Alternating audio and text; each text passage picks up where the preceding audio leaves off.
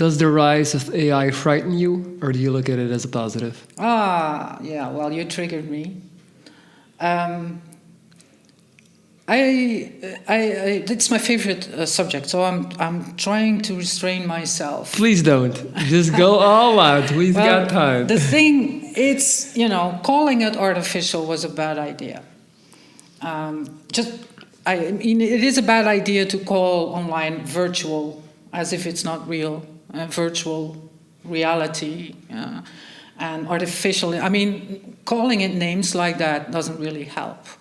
What also doesn't help is that basically with artificial intelligence is the solution for big data. So big data was, going to be the next thing, and then suddenly no one talks about it anymore because there's too much of it. Everything is collecting data. Even if my smartphone alone is collecting so many data about me, and then who owns the data, who's going, even if in Belgium it's perfectly legal to collect a lot of data on a lot of people under very strict circumstances. Belgium and Morocco, for example, literally the only two countries in the world were using facial recognition from closed-circuit cameras in public spaces. You cannot use this data to combine it with other stuff. So in Belgium, it's very strict legally, but still happening. And so there's too much data, you can't make sense out of it. Mm-hmm. And then artificial intelligence algorithms are able to see a pattern in there. They can say, okay, yeah, but when a person does this, usually persons like that, when they do this, usually they do that. And then after a while, after seeing these general patterns, they can start predicting behavior, for example. And that's very valuable because if you can predict what someone will want for Christmas, you can actually show them ads that will play into that. And then maybe the ad is no longer seen as an ad, but as information that comes at the right exact time. Mm-hmm. The difficulty comes when you let artificial intelligence decide what people are allowed to do, like what happens with the credit score in China, for example. So that's where it goes wrong. Now, so it's a tool, and what makes people so nervous is the idea there's something that can think, but that doesn't have a face. And there's two things that annoy me when media talk about online. The one thing is that when I talk about hacking, cybercrime, which is on the rise right now, they always show a guy with a hoodie. You can't see his face, and then in the background there's this Matrix-style rain of code, which is, I've been told, a sushi menu in the background, and they will sit in the dark and then just stare at green characters. So it just annoys me to bits. And then the other thing that annoys me is that whenever they talk about artificial intelligence, they cannot give it a face. So they give it a face from a science fiction movie where robots and artificial intelligence go bad. And what people don't realize is that science fiction movies are westerns. There's a good guy and a bad guy. And the old westerns, when he was wearing a black hat, you knew he was a bad guy. When he was wearing a white hat, he was a good guy. Why are robots so often the bad guy in movies? Because you cannot see on their face, from their facial expression, what they are thinking.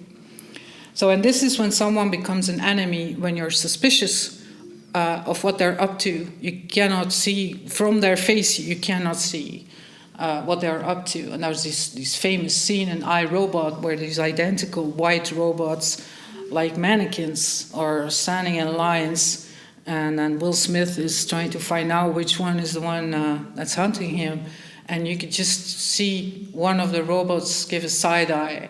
And this exact image is used as an illustration for articles with artificial. No, I mean, it doesn't help to put a bad guy robot next to an article about artificial intelligence or making people nervous.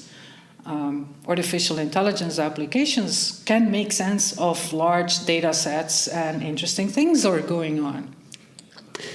But doesn't it frighten you a little bit if even a guy like Elon Musk has come out and said, AI is coming, there's no stopping it. Yeah. The only question is whether it will be kind to us or not.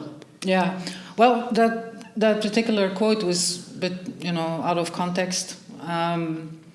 He is not afraid of AI per se. He's not afraid of a lot, I think. He just does whatever he wants. But to consider AI as a unity, a thing, like a blob or super brain is wrong. Right. I mean, there's IBM's ABI, they call it Watson, but it's really an umbrella term for a lot of projects going on and code all over the place. There's Google's DeepMind. There's Microsoft's, and they don't talk to each other. They're different. They're all scientific experiments. The thing that I'm afraid of, so we should separate artificial intelligence from robots, simply because journalists are too lazy to come up with a better image when you talk about artificial intelligence. But when you talk about robots, I have a soft spot for robots as well, especially for like the robo-dogs. So the one type that I'm talking about is literally called Spot. And I've been following this project from day one, and at first they were kicking it.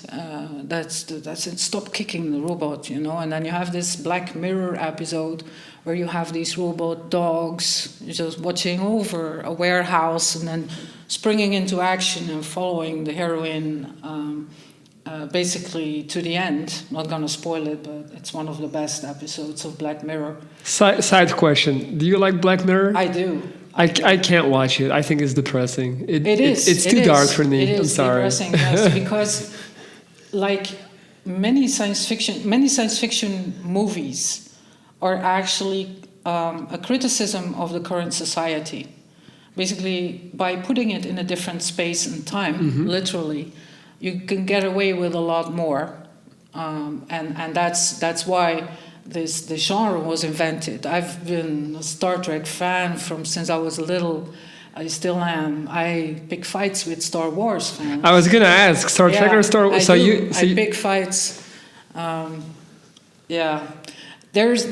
So you like my painting? I do. It's brilliant. It's brilliant. I mean, Alien is one of those. Yeah. Sequels.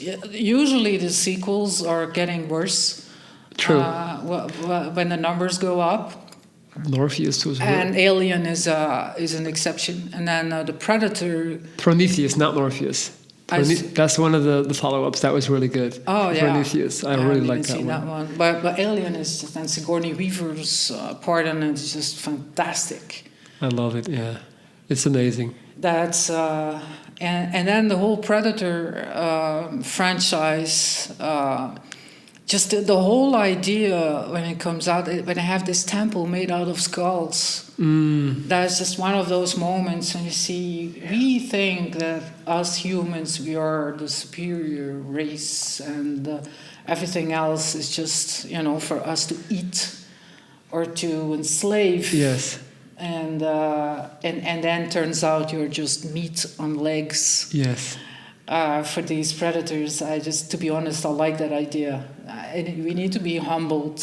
Yes, absolutely. I also liked it. It caught my eye because I felt like it conveys what I'm doing with this podcast. You see two people, normal people talking, but in the end, we are all monsters on the inside. Yes. Just like them talking and playing chess, which you're doing when you're having a conversation, you're going back and forth. So I felt like that was a nice little metaphor. It's a great setting too, like a library. Yeah, right? Brandy and playing chess. I love it. But please continue on because you are going on the AI and the Black Mirror. I didn't want to derail you, but where would we have been without Netflix? This is I've talked about. That's what Netflix and TikTok have in common. Two platforms that have grown exponentially now in the past 6 months. What would we have done without these two? Netflix has opened up a market for HBO and Disney Plus, who now have a chance, because the market is now used to paying $10 a month to watch something without these annoying ads in between. So I remember that moment because I used to be on forums since I was 12 years old. Yeah. And I remember that moment when I was a huge hip-hop fan. I would be on this hip-hop forum, and every time an album came out, they would rip it, and you were able to download it, as you still are today. And I vividly remember when streaming services first came around, and everyone was just like, so let me get this straight. We can pay them for something that we can literally download for free right here. And it was just like everyone was laughing about it. And they did it. They did it. I've got Spotify Premium, YouTube Premium. Like the idea of downloading an album, putting the MP3s on my USB stick is just like it's ancient technology. Like, and they did it. They did it. The convenience. We're paying for the convenience. I do the same thing with iTunes. I buy music on iTunes and still clinging on to my iTunes collection because I've been, pruning it and adding stuff to it, making playlists for literally 10 years now. So I'm not switching to Spotify. But you can't touch it. You can only see it. I don't care. No, I don't care. Do you need help making better decisions in your life? Are you lacking self-confidence and motivation to get things done? Hire me today and get a direct daily line of communication with me through video chat and audio messages. I operate on a week-to-week basis, so no long-term investment is required. 7 straight days of Viking advice will get you right on track. Email me at lorenz.dries@gmail.com and change your reality. I'm ready whenever you are. See you soon.